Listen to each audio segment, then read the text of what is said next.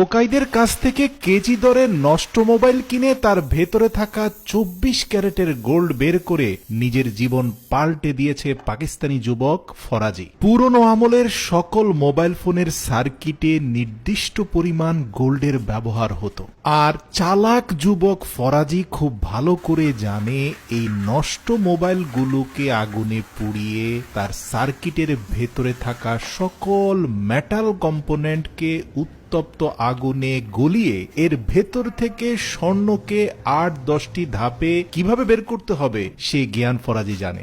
আর এই একটা প্রসেস জানার কারণে এখন ফরাজি মাসে ১৫ লক্ষ টাকা উপার্জন করে। ফরাজি দাবি করেছে প্রতি ১ মণ সার্কিট থেকে ৪ ভরি স্বর্ণ সে পেয়ে যায়। শুরুতে দেখতে পাচ্ছেন ফরাজির ছোট ভাই ফরহাদ, সে মূলত মোবাইল ফোনগুলোর ভিতর থেকে যে নির্ধারিত সার্কিটের মধ্যে গোল্ড রয়েছে সেই সার্কিটটাকে আলাদা